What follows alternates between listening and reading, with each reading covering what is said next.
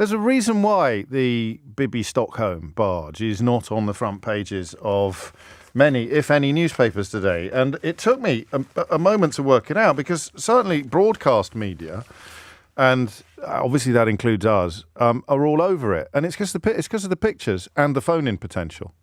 So bizarrely, it doesn't work as a front page story in quite the same way that you might expect it would. You don't have, I don't know what the word is, the urgency, the animation, but none of them have, not even the Mail. Actually, I haven't got to the Sun yet. I should probably have checked first. Kia's Eco-Zombie. What the hell is that about? So that is quite surprising, given how the government's plan is presumably to garner as much media attention as possible. But they're still getting plenty. That's just my little media 101 for you. It's not particularly pertinent or germane to much that follows, except that I am once again resisting and rejecting the temptation not to talk about it at all. I think Louise Hay, the Labour politician there, making quite a lot of sense. Is it 15 men that are on the boat now out of an asylum backlog well into six figures? That doesn't make sense according to the laws of logic. The media doesn't obey the laws of logic. Politics stopped obeying the laws of logic in 2016. But the idea that it is, what's the story? The asylum backlog? Because if the asylum backlog is the story, then the destination of 15 asylum seekers is absolutely negligible, irrelevant, and profoundly unimportant. So why is it such a huge story? That will be a question that I will invite you to answer probably in the course of this morning. But it's not the thing that intrigues me most, first up. Part of me wondered yesterday why they're doing it. And there is still room for answers to that question. Part of the answer has been provided by 30p Lee, the potato-headed deputy chairman of the Conservative Party, best known really for lying to a journalist about the identity of a bloke on whose door he was about to knock, and being too thick to realise that he was being recorded on his telephone, talking to his friend, saying, "Pretend you don't know me when I come knocking on your door." And then when he did come knocking on his door and his friend pretended not to know him, I think he started talking about how he'd like to bring back the birch or the cat of nine tails, which gives you precisely the sort of idea you need to know what 30p Lee talks about when he's down the pub. So that was his claim to fame. That was his qualification for being promoted to deputy chairman, being friends with bigots and lying about it to journalists. And that, sadly, in 2023, is pretty much what Rishi Sunak needs from a backbench MP, from the sort of Jonathan Gullis, 30p Lee, Brendan Clark hyphen school of performative idiocy. And so he gets promoted to deputy chairman. And of course, we can sit here and clutch our pearls that the urbane and well-educated Secretary of State for Justice, Alex Chalk, this morning, essentially endorsed 30p Lee Anderson's sub-National Front rhetoric. We can go, oh, that's a shocker. And I fell into that trap. But they knew what they were buying. They knew what they were signing up for. Rishi Sunak knew exactly what he was doing when he promoted a man who'd already said that they can't really campaign on any achievements in the next general election, and they can't do what they did last time, which was to blow smoke up people's backsides about Boris Johnson and tell lies about Brexit, while capitalising on the fact that Jeremy Corbyn was the most spectacularly unpopular Labour leader in living memory. So he said this on record. It's on tape. Essentially admitting the only chance the Tories have got in the next election is to inflate transgender conversations and fight these so-called culture wars. That's how you end up deputy chairman, and that's why you know that you can say with a degree of impunity stuff that, frankly, would have got you thrown out of the British National Party when Nick Griffin was trying to sanitise it shortly before appearing on Question Time 15 or so years ago. How fast the world has fallen. Even Farage would have fought shy in public of saying something like F off back to France. But the world has changed, and what was unacceptable has become not just acceptable, but Tory party policy. So spare me the sort of pearl-clutching shock and horror that a Secretary of State for Justice should join in with this sort of racist baiting. It's the plan. That's why he was hired. That's why he is there, and that's why he's saying it. They know it's not true. I just think about the logic of 30p Lee's position. They should F off back to France. But he wants French authorities to arrest people making their way towards the United Kingdom. So by any even vaguely logical analysis, which I grant you is too big an ask for the food bank man, he would want British authorities to arrest refugees trying to make their way to France. Otherwise, it's one rule for us and another rule for everybody else. If it's wrong for them to come here and French authorities should be trying to stop them, then if they get here and decide to make their way back because they don't like the accommodation, then it should be up to our authorities to arrest them in order to prevent them from doing the thing that he's passionately opposed to when the traffic is moving in the opposite direction. But again, it's not about logic. It's not about the law. It's about throwing red meat and, if you like, turning bigotry and ignorance into official Tory party policy. Which is why when Nick asked Alex Chalk this morning about these comments, Alex Chalk had no choice but to defend them. He probably didn't foresee that being his job when he decided to go into politics. I'm going to have to appear on national radio and stick up for a bloke who makes the National Front sound almost palatable. But hey-ho, that's what I signed up for. And Rishi Sunak's promise of professionalism, accountability and integrity means that I, Alex Chalk, Justice Secretary, have to appear on national radio today and say stuff like this. The British people, we're fair-minded people, but what we don't think is fair is to say that people who arrive illegally should be profiting from that illegality in 4-star accommodation. That's why we're looking at disused military bases. That's why we're looking at the Bibby Stockholm. So we will provide accommodation. Yeah, it's not going to be the Ritz. It's going to be pretty austere. It's going to be pretty functional. But that's not unreasonable. Why is he lying about the accommodation that asylum seekers already receive?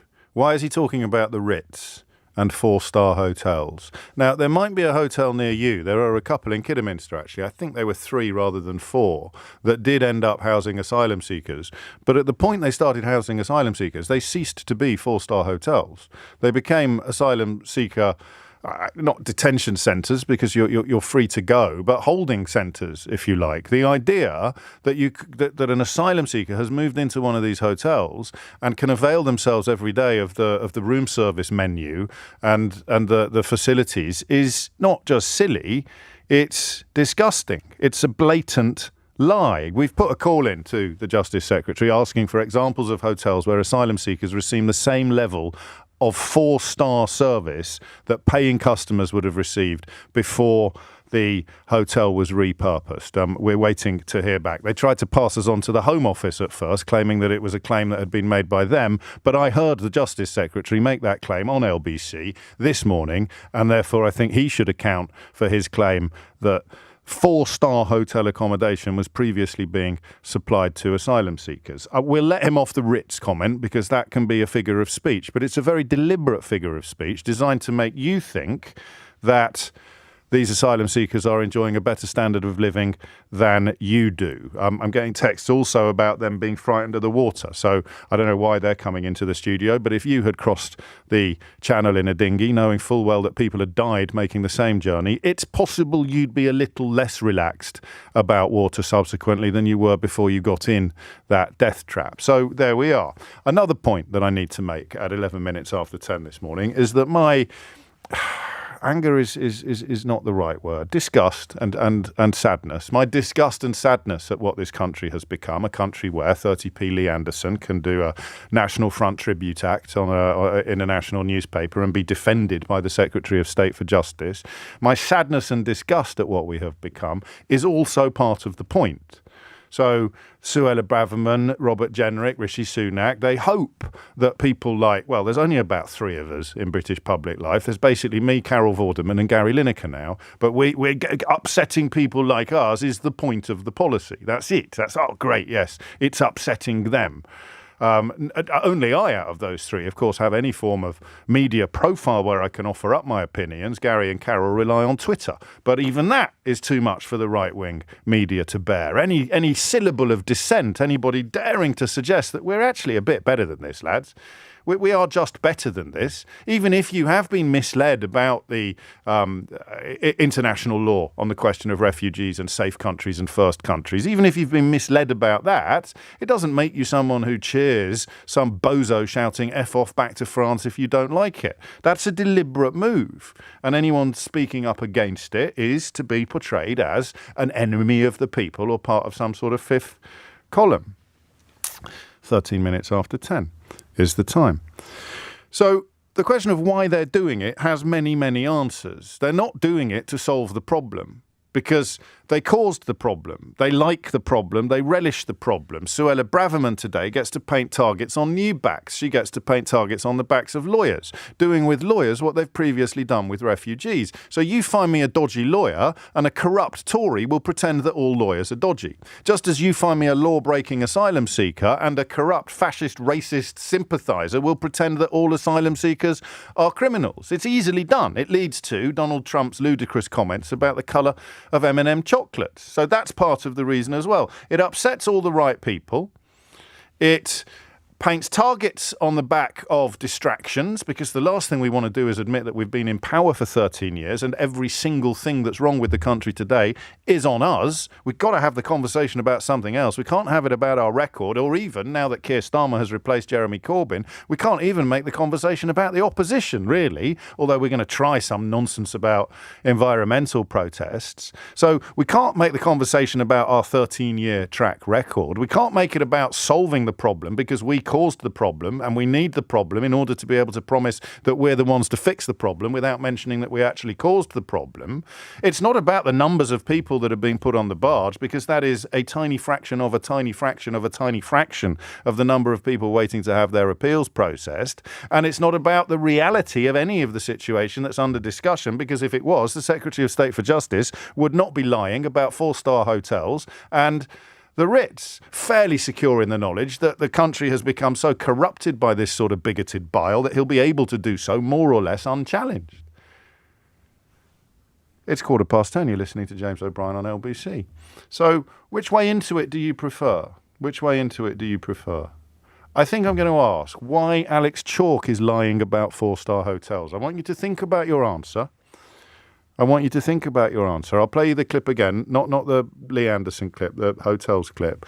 I want you to have a think and just tell me why. Why 4-star hotels? There is no earthly way that any asylum seeker in this country has received the same level of hospitality in a hotel that has once boasted 4 stars and may well boast them again, that a paying guest in a 4-star hotel receives. They will not have the same food. They will not have the same accommodation. They may well be required to share rooms, all sorts of... I mean, it's so obviously untrue. Why is he telling you that lie?